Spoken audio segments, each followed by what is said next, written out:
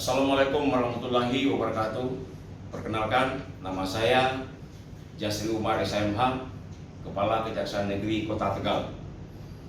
Yang terhormat Bapak Jaksa Agung RI, yang terhormat Wakil Jaksa Agung RI selaku Ketua Pengarah Reformasi Birokrasi Kejaksaan Republik Indonesia, yang kami hormati Bapak Jaksa Agung Muda Pembinaan selaku penanggung jawab Tim Pengarah Reformasi Birokrasi Kejaksaan Republik Indonesia, yang kami hormati Sekretaris Jaksa Agung Muda Pengawasan selaku Ketua Tim Penilai Internal WBK WBBM Kejaksaan RI.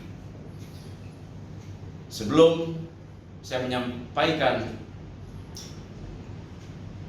pembangunan zona integritas di Kejaksaan Negeri Kota Tegal, bahwa Kejaksaan Negeri Kota Tegal untuk tahun ini sudah kali kedua mengikuti pembangunan atau WBK WBM ini. Nah, tahun kemarin, tahun 2020, kami gagal di koresponden. Tapi sebenarnya kami sudah lakukan upaya seperti apa yang disampaikan oleh M4RB, bahwa untuk koresponden sebanyak 100 orang koresponden. Akan tetapi kami di Kejaksaan Negeri Kota Tegal menyediakan atau melakukan koresponden 120 orang. Akan tetapi dari 120 orang itu hanya satu yang menjawab pertanyaan dari M4RB. Kenapa hanya satu?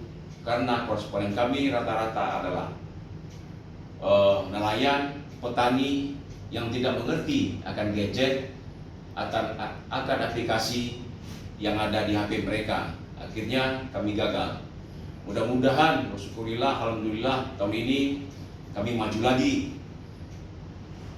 Kami berharap, kami berdoa, semoga Kejaksaan Negeri Kota Tegal masuk dan terpilih sebagai salah satu kejari yang memenangi WBK ini. Nah, Bapak Ibu sekalian tim penilai Kejaksaan Agung RI, perlu kami sampaikan bahwa jumlah pegawai di Kejaksaan Negeri Kota Tegal adalah 34 orang. Bapak Ibu sekalian, untuk kejari kelas 1 kami hanya punya pegawai 34 orang. Padahal di aturannya pasti lebih, karena di kejari TPB di daerah Jawa Tengah ini ada yang 50, 60, dan 70 orang pegawai. Tetapi kami hanya 34. Walaupun demikian, dengan sedikitnya personil kami akan berupaya untuk membuat atau memotivasi para pegawai agar bekerja lebih giat, sehingga walaupun kami sedikit, semua yang telah diterapkan dalam aturan akan kami laksanakan sebagaimana mestinya. Dari 34 pegawai ini, jaksa 14 orang dan pegawai tata usaha 20 orang.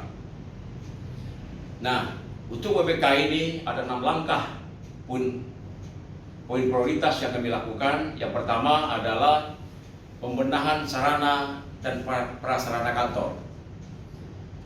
Yang kedua, pembuatan SOP sebagai pedoman kami di Kejaksaan Negeri Kota Tegal. Yang ketiga, penyiapan sarana aplikasi elektronik. 4, melakukan pembinaan dan penguatan SDM. 5, konsep PTSP mandiri dan transparan. 6, penerapan zona merah dan zona hijau di kantor Kejaksaan Negeri Kota Tegal. Nah, adapun 6 langkah area perubahan. Yang pertama, manajemen perubahan. Yang kedua, penata laksanaan. Yang ketiga, penataan sistem manajemen SDM. Keempat, penguatan akuntabilitas. 5, penguatan pengawasan. 6, peningkatan kualitas pelayanan publik. Untuk yang pertama, manajemen perubahan. Kami sudah lakukan, kami sudah buat SK tim kerja Kami juga membuat dokumen rencana RUBK dan rapat tim kerja. Untuk rapat tim kerja kami sedang lakukan paling sedikit seminggu 2 kali. Dan juga kami sudah melaksanakan apel penandatanganan komitmen dan fakta integritas menuju WBK, dan juga sudah kami buatkan PIN untuk WBK. Seterusnya, perubahan pola pikir. Memang mindset harus kita rubah. Dari yang tadinya kita dilayani, sekarang harus melayani. Adapun yang kami lakukan, setiap pagi adalah apel pagi. Hari Jumat kami lakukan olahraga, dan semua itu sebagai role modelnya adalah Kajari sendiri. Yang kedua, penata laksanaan. Di Kejaksaan Negeri Kota Tegal sudah kami adakan e-office dan keterbukaan informasi publik melalui speaker dan TV di ruangan PTSP, tamu, dan seluruh ruang bidang yang ada di Kejaksaan Negeri Kota Tegal. Nah, CMS Singkari dan Lolata juga kami sambungkan dengan Kejaksaan Agung. Jadi setiap hari aplikasi CMS kita isi seperti perkara pidum dan lain-lainnya.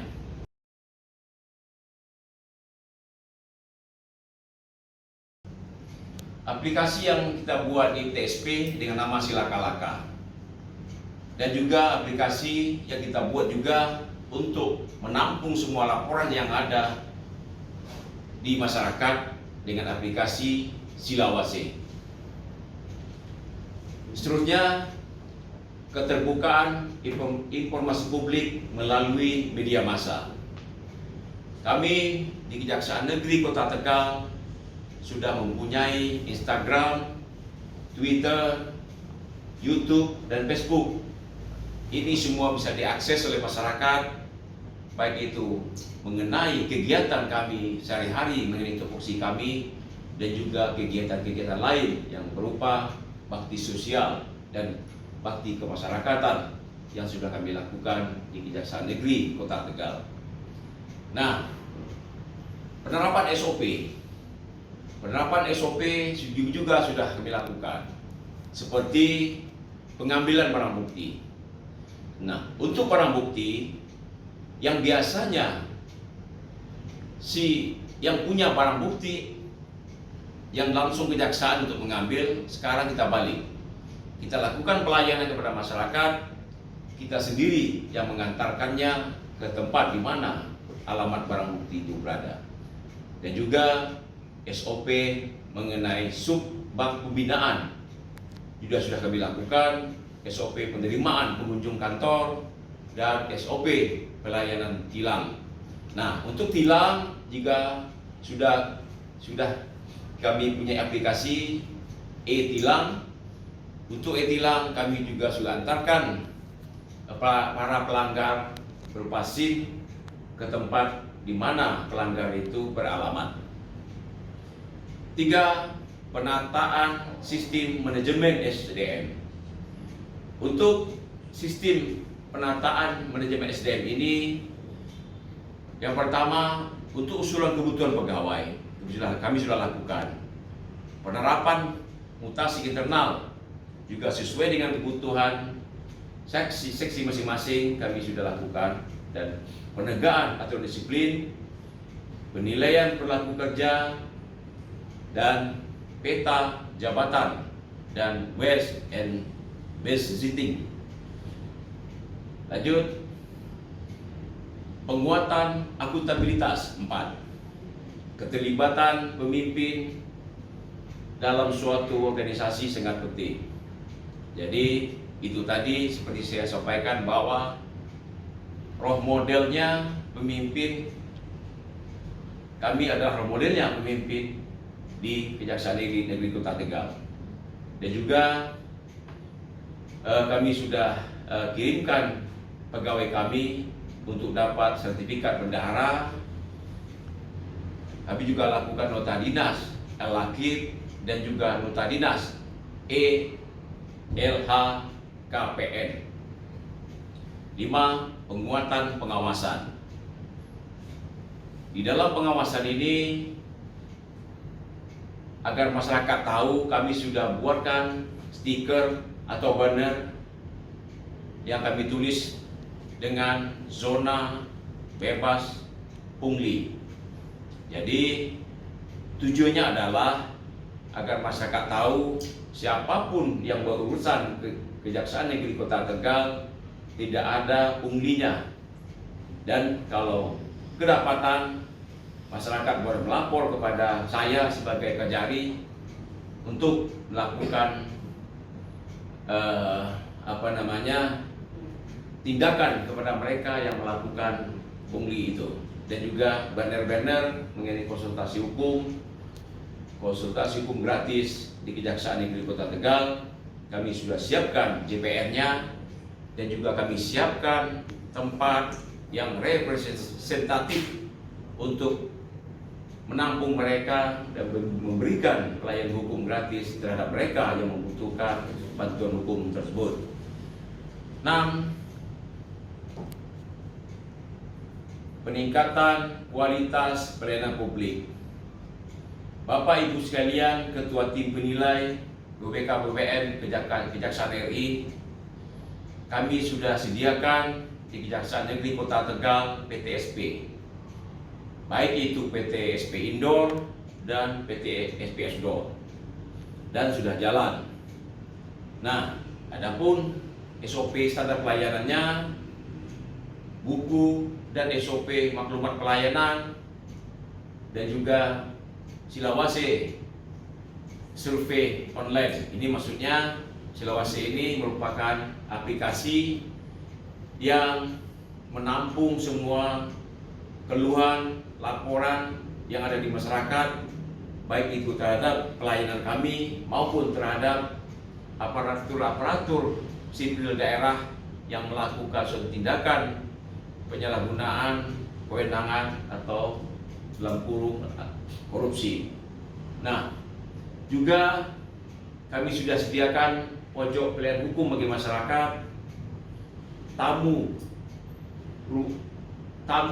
untuk PTSP, meja piket, ruangan koordinasi penyidik juga sudah kami lakukan. Ruang koordinasi penyidik ini baik itu penyidik bidung dan bisus, dan juga ruangan pemeriksaan untuk para tersangka sewaktu pelimpahan tersangka dan barang bukti dari penyidik ke kami. Inilah yang telah kami lakukan di Kejaksaan Negeri Kota Tegal. Mudah-mudahan apa yang kami lakukan menjadi ibadah bagi kami dan juga merupakan amalan bagi kami. Demikian, wabillahi taufiq wal hidayah. Assalamualaikum warahmatullahi wabarakatuh.